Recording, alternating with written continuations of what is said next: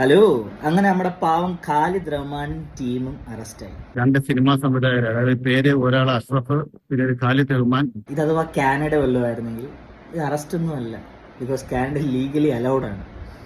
ഞാനിതിനെ promote ചെയ്യുമൊന്നുമല്ല. ഈ ഇടയ്ക്ക് ഹൈക്കോടതിയിൽ ഒരു കേസിന്റെ പരാമർശം ഇങ്ങനെ കാണിച്ചായിരുന്നു ന്യൂസിൽ.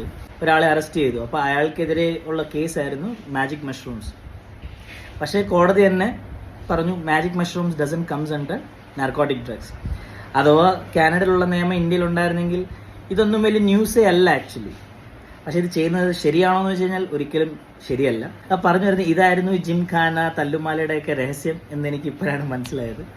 അപ്പോൾ എന്തായാലും കൊള്ളാം. ഞാൻ ഖാലിദ് റഹ്മാനെ ന്യായീകരിക്കുമല്ല. പക്ഷെ ആൾ നടന്നു പോയ ആ സീൻ നിങ്ങൾ കണ്ടില്ലേ? ആൾക്കതൊരു വലിയ തെറ്റായിട്ട് ആൾക്ക് തോന്നിയിട്ടില്ല. അതാണ് ഞാൻ പറയാൻ ഉദ്ദേശിച്ചത്. For him it's A usual thing because he might have done it so many times before. അപ്പോൾ ആളെ ന്യായീകരിക്കുന്നുമില്ല, ആളെ കുറ്റവും പറയുന്നില്ല. ഓരോ ആൾക്കാർക്കും ഓരോ ഇഷ്ടങ്ങളാണ്. ഇതാരോ ഒറ്റ തന്നെയാണ് ഷുവർ. ഇതേപോലുള്ള പല പ്രമുഖരും അല്ലെങ്കിൽ പല നടന്മാരും കാണുമായിരിക്കും. പക്ഷെ ഇപ്പോഴും ആരെയൊന്നും പിടിച്ചിട്ടൊന്നും ഇല്ലായിരിക്കും, നമ്മൾ സിനിമയിലൊക്കെ കാണുന്ന പോലെ തന്നെ. പക്ഷേ ഇപ്പോൾ ബലിയേഡാവുന്നത് ഇങ്ങനത്തുള്ള ആൾക്കാർ, ഷൈൻ ടോം ചാക്കോ, പിന്നെ അതേപോലെ ഖാലിദ് റഹ്മാൻ, ഇവരൊക്കെയാണ്. ഇതിലും വലിയ വലിയ പുള്ളികൾ കാണുമായിരിക്കും, ആർക്കറിയാം.